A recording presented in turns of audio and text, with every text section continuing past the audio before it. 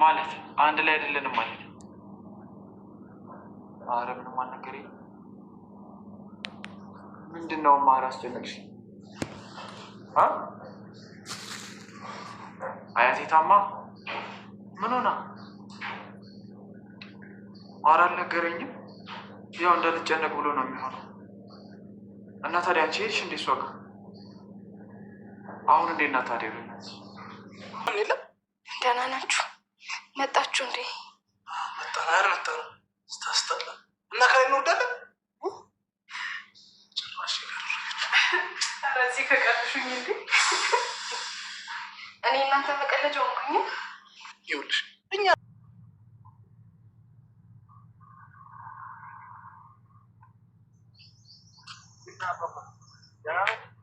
ምን አልከኝ ልጅ? ደህና ነው ጋሼ። ከሩቅ ሳይወት እኮ ያመሙት መስሎኝ ነው። ወይ ምግብ ነገር ተባረክ ልጅ። ቅልቦና የተቸራ ልጅ ነው። ምንም አይደለም ጋሼ። ወይ ካመሙት ይንገሩኝ። የለም ልጅ አላመመኝም።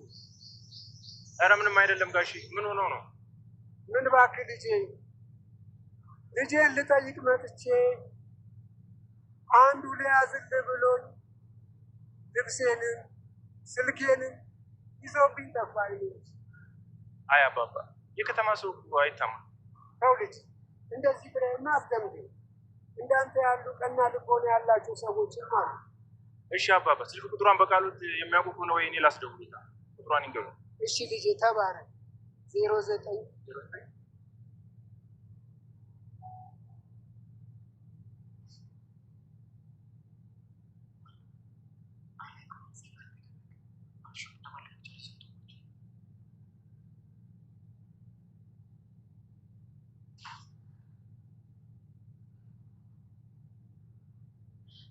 አባቴ አስጨነቀኝ እኮ።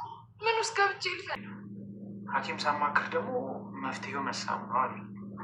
አልቀረብም። ይልቁንስ ለእቴት በጊዜ ነገራት እና እሷ መድኃኒቷን ትቀመምልን። ኧረ እንደዛ ነው እንደዛ ነው። እረፍ አባቴ አለ እኮ። መቼም አይናቸው እንደ ናሆም ኤክስሬ ካልሆነ በቀር ይህን ሁሉ ግድግዳ አልፎ አይሆንም ማለት ላለመሳማር። እረፍ ኪራ፣ አትሟዘዝ እንዴ! እረፍ። ኧረ እንደዛ ነው። ነው ስለዚህ መፍትሄው ምንድን ነው?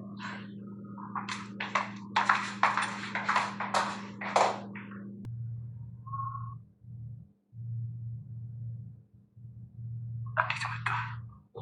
ላክብኝ።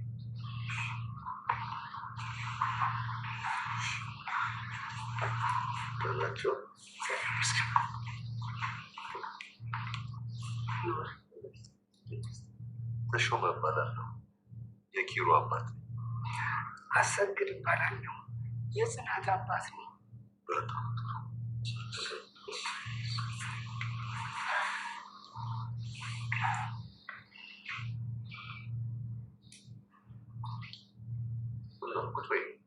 አይ መጣሁ። በቃ ጋሼ፣ እኔም የሚበላ ነገር ነገር አባቴ የማይደብረው ብቻውን ጉዳዮች አብረው ደግሞ ምግብ ሰርቻ አሙቅና ውትድርና ስነብት አትመለሽም?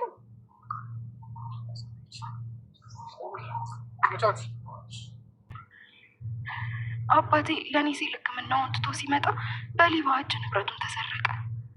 አባቴ ለእኔ ሲል ስንት ነገር ሆነልኝ።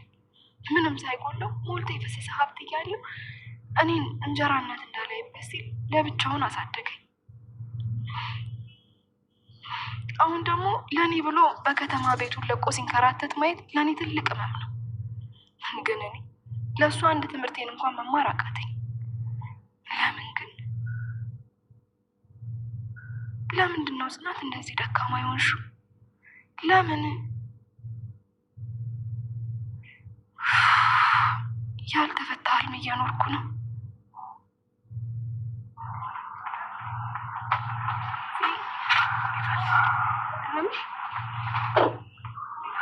ደህና ነኝ። አንቺ 9 ሰዓት እንደዚህ ሩቅ ነው ለካ። እኔ እኮ አስገዳጅ ስራው ነውብኝ ነው እንጂ ልቀር ነበር። እረ ለምን ሲባል ስንቱን ሰው አስቀርቼ እችላለሁ። በእኔ ምክንያት የብዙ ሰው ህይወት ሲበላሽ አየሁ። ደግሞ የማን ህይወት አበላሻሽ? ለምሳሌ ቤቴ አበደች። በቃሽ። የአንቺ ሞኝነት ደግሞ በዛ። እስከ መቼም ለሁሉ ነገር ራሽን ተጠያቂ የምታደርጊው? እሱ እሷ እኮ ያበደችው እውነት ማምና መቀበል ስላልቻለች ነው። ምን እያልሽ? አላውቅም። አባቴን እንደዚህ ሆኖ ማየት ከበደኝ። በዛ ላይ ደግሞ የውሸት ወጣት ተማርኩኝ እያልኩኝ መመለስ በጣም ሰለቸኝ እና ወይ ካልሆነ እውነቱን መናገር ነው። ሰላም ሰላም፣ ውድ ሰላም ቻናል ተከታዮች በሙሉ በያላችሁበት ሰላማችሁ ብዝት ትርፍርፍ ይበልልኝ እያልኩ የጽናት ክፍል 48 ይዤ መጥቻለሁ ማለት ነው። እንግዲህ በባለፈው ጽናትና ኪራ እንግዲህ በፍቅር ጥሩ ሁኔታ ላይ ነበሩ ማለት ነው። አሁን የዛሬው ክፍል ደግሞ ኪራ ከእናቱ ጋር እያወራ ነበረ። እናቱ እያወራችው ነበርና አያቱ እንደታመመ ነገረችው ማለት ነው። አባትህ እያለን ትታወራው አልነገረኝም እያለችው ነበር ማለት ነው። እና እንደዛ እያወራ ያለ እንግዲህ ጽናት ደግሞ ሶፋ ላይ ቁጭ ብላ ነበርና በሀሳብ ሄዳ ነበር። ኪራ ቤት የለም ማለት ነው። ናሁምና ምሩ መጡና ከዛም በኋላ ቁጭ ብለው ገብተው ምናምን አታያቸውም፣ ከቀልቧ አልነበረችም። እና ከዛም በኋላ ሞነሻል እንደምናምን ሲሏት በቃ በግድ ነው የነቃችው ማለት ይቻላል ማለት ነው። ከዛም በኋላ ናሁም በቃ አንድ ነገር ከያዛ አትለቅም ማለት ነው እንዴ ምናምን አለችው። አረባችሁ እኮ ነው ምግብ ላምጣ ስትለው በፊት እኮ እንደዚህ አልነበረም፣ ባይኔ አይታ ነበር የምታውቅ ምናምን አላት ማለት ነው። ከዛ እሷም እንደዛ ብላ ትታቸው ሄደች ማለት ነው። እና እነሱም እንግዲህ እያወሩ እያለ ከዛ የሆነ ነገር ጠቅ አድርገው ሄደች ማለት ነው። ከዛ የመድኃኒት ሳድርስ ቢያን ብላ ሄደች። ምንድነው ነገሩ ለኩሶ መሄድ ምናምን አለና አሁን ደግሞ ማለት አይ ሴት እያለ ነበር ደግሞ እሱ። እና እንግዲህ እንደዚህ እያለ ከክላሷ እያለ ስልክ ተደወለና በቀለ አባቷ ወደ ከተማ እንደመጣ ይነግራታል ማለት ነው። ወይኔ እያለች እዛ ስልክ ስትሞክር ስልኩ አይሰራም። ለምሩ ነገርቻት። ምሩም ናሆም መናኸሪያው እኛም ከቤት ሆነን እንጠብቃለን ቤት ይመጣ ይሆናል ብላ አረጋጋቻት ማለት ነው። እዛም በኋላ ጽናትዬ እንግዲህ አባቴ እንደዚህ ያደረኩት እያለች ራሷን እየወቀሰች ነው፣ በእኔ ምክንያት እያለች ማለት ነው። ከዛም በኋላ አባቷም ሲያሳዝኑ ሲንከራተቱ ሲያለቅሱ እንግዲህ በጠራራ ፀሐይ አስፓልት ላይ እንደዛ ሲሆን አይተናቸዋል ማለት ነው። እንዴት ይበላሉ። እዛም በኋላ እንግዲህ የከተማችን ደግሞ የገጠር ሰው መሆናቸውን አይተው እንግዲህ አራሩላቸውም ያላቸውን ነገር በሙሉ ወስደውባቸዋል ማለት ነው። ከዛም በኋላ የሆነ እንደ እንትን ላይ ጠጋ ብለው ቁጭ ብለው ሳለ የሆነ ደግ ሰው መጡ። እንግዲህ አንዳንድ ጊዜ ሁሉም እንትን ነው ማለት አይቻልም እና ሙናችሁ ነው ምናምን ጠጋ ብሎ ጠይቃቸውና ልጅ ልጠይቃት ናፍቀኝ መጥቼ ነበር ምናምን አለ። በቃሉ ካወቁት ስልኳን እንደውላት ብሎ ደወለላቸው ያለች ማለት ነው። እዛ ልጃቸው ጋር አገናኛቸው። እግዚአብሔር ይስጠውና እንግዲህ አንዳንድ ክፉ ባለበት መልካም አለና አንዳንድ ጊዜ ክፉ ሰው ከሌለ መልካም ማወቅ አይቻልም ለነገሩ ማለት ነው። ከዛም በኋላ አገናኘው። እሷም ማወራችሁ ያለበትን ቦታ ጠቆማት። ሄዳ መጣችሁ ማለት ነው። ከዛም በኋላ እንግዲህ ወደ ቤት መጣው ምሳ እየበሉ ነበረ። በዛ ላይ ደግሞ እንግዲህ ምሳ እየበሉ እያለ ብሉ እየተባባሉ እየበሉ እያለ እንግዲህ ጽናትዬ በመሀል ብድግ ስትል ምነው ሞሰብ ጥለሽ ምትነሽ ብሎ አስቀመጣት ማለት ነው አባቷ። ከዛም በኋላ በሞሰብ የተነሳ እንግዲህ አንድ ታሪክ አወራቸው ማለት ነው። በጣም ደስ ይል ነበር። እንግዲህ ሞሰብ ክብር እንዳለው ሞሰብ ሳይነሳ ጥለን መነሳት እንደሌለብን ከሞሰብ ቀድመን መነሳት እንደሌለብን እዚህ ጋር በጣም ትልቅ ትምህርት አለው ማለት ነው። ይህንን መውሰድ እንችላለን። እና እንግዲህ እንደዛ እያለ እዚህ ጋር እያወራቸው እያለ በጣም ደስ ይል ነበር ማለት ነው። እንግዲህ እንደዚህ ያሉ ምሳቸውን ከጨረሱ በኋላ እንግዲህ ወደ ቡና ዝረዋል ማለት ነው። ምሮ ቡና እያፈላች ነው። እንደ ጽናትዬ ባይሆንም እያለች አይ ቆንጆ ቡና ነው ልጅ ተባረክልኝ ብለው መረቋት ማለት ነው። እንግዲህ እንደዛ እያሉ እያለ እንግዲህ ደግሞ ጽናትዬ ለምን ትምህርት ቤት አትሄጂም ተብላ አባቷ እንዲህ እንትን ብሏታል ማለት ነው። አስደነግጣት የመጨረሻ ማለት ተብረከረከች። የምትይዘው የምትጨብጠውን የጠፋት ማለት ነው።